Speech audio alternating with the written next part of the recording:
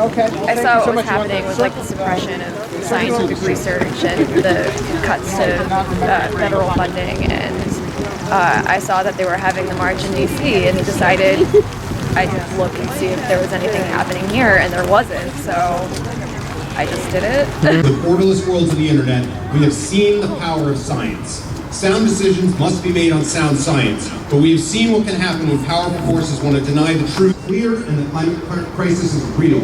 As carbon dioxide pollutes our atmosphere and oceans, climate denial pollutes our democracy. Climate denial is the original fake news. Thank you.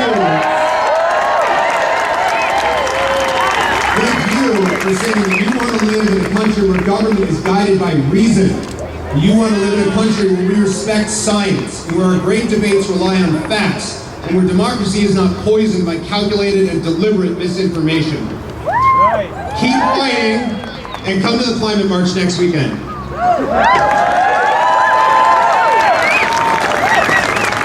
I was a biochemist. I taught chemistry and biochemistry at Cornell and UMass Dartmouth for 40 years.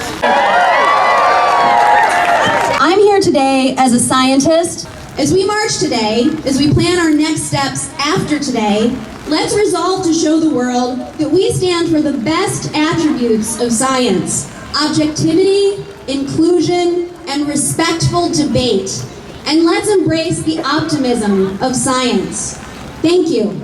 Have a great day. Recent executive orders would require the Environmental Protection Agency to rewrite the Clean Power Act, instated during the Obama administration, which regulates carbon emissions from fossil fuel burning electricity plants, like the proposed $700 million power plant expected to be constructed in Burrillville. There are many brilliant colleagues and students overseas who may never be allowed to work with due to the restrictions on student visas barring them from entering the country. I personally have looked forward to participating in global research projects in college, and recent developments are killing long-standing dreams of myself and others like me. I want to live in a world that has brought back value to logic, to accountability, and to basic empirical reasoning. I want to live in a world that has reaffirmed science's large influence on public health and legislature. I want to live in a world where the scorching of our earth is not met with thunderous applause. Thank you.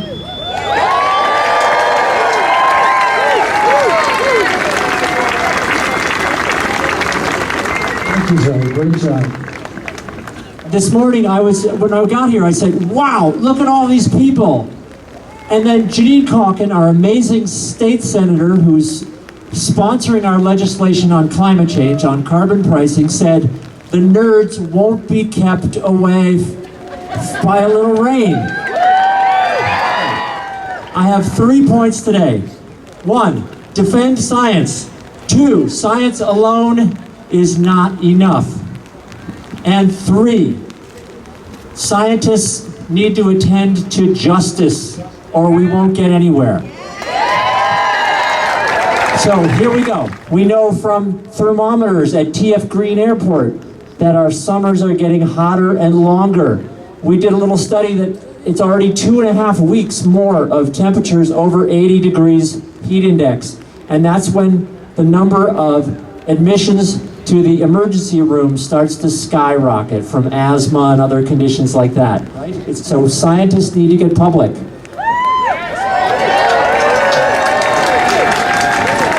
Work to support legislation here at the State House on climate change, on science, on education, on all the things you care about. And work on campaigns, right?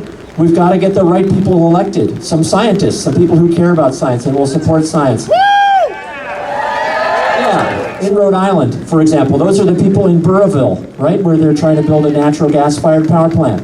Those are the people on the south side of Providence who are facing a new liquefied natural gas plant.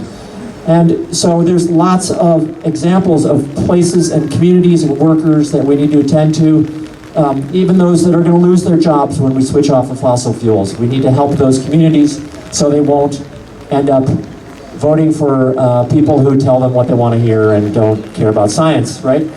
So way to hang in there, you guys. Here we are, we're at the end. So 2 last things. There are ways you can support those communities in the next 8 days. Right? We have another march out here.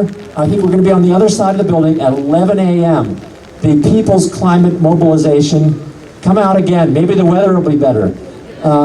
And then the following Monday, on May Day, May 1st, at 3 p.m., there'll be another march for jobs and justice on climate and so on. So come out for that on Monday, May 1st at 3 p.m.